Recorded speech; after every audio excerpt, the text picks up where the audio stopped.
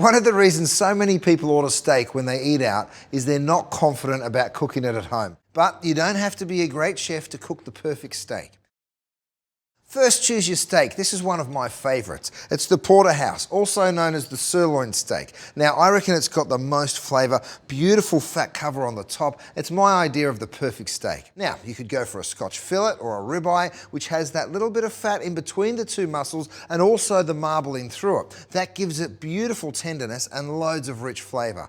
Or there's the classic T-bone, which also has the Porterhouse on one side and then the fillet on the other. It's big, but you can slice it up and share it between two people, and of course save the rest to put in a steak sanger the next day. So when you've got your steaks at room temperature, and that's an important part of the process, you've got to take it out of the fridge about 45 minutes before you're ready to cook, and that's called tempering your steak. You let it come up to room temperature. You're going to get a much more even cook by doing it that way. The first thing you do is season them with salt and pepper. So both sides, freshly ground black pepper, and then you flip them over and do the exact same thing again. Be generous with your seasoning, because don't forget, it's impossible for you to season the inside of the steak, so seasoning the outside is really important. It's also going to help to give you that gorgeous crust that you're looking for. You want to cook it on a nice high heat, and then you're going to get that beautiful sear, and that's where you get that delicious crust on the outside. Then just drizzle them with just a little oil and rub it all over. I like to do it this way. Some people prefer to brush their actual grill, but I like to just use a tiny bit of oil. You really don't need a lot to cook the perfect steak. These steaks are quite thick, so I'm going to cook them for about 2.5 minutes on either side. You stick it in the pan just like that. It's up to you whether you cook the steaks on a grill plate or even outside on a barbie.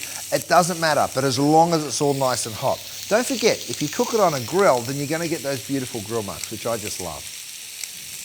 The tendency is to mess with it, but just have the confidence to leave it in the pan. We're looking for a deep golden brown, and you're going to get it, but you've got to be patient, right?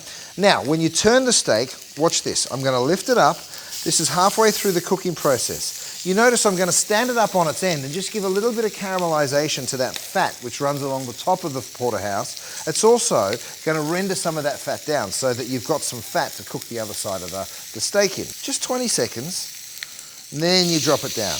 Oh, look at that. Beautiful. Same with the other one.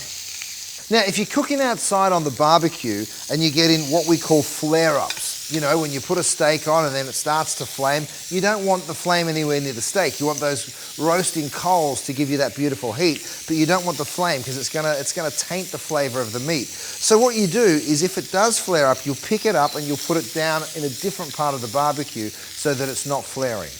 Now, these steaks are cooked. I'm gonna let them rest right before serving. I've got myself a tray here with a rack, and this is a really important part of the process. So get your steaks, remove them from the grill, make sure you've got that beautiful color on both sides, and then just sit them on your rack. And that's going to prevent the steaks from sweating in their own juices while resting. Now, don't skip this step. It's really, really important. It's the key to perfectly succulent and juicy steak.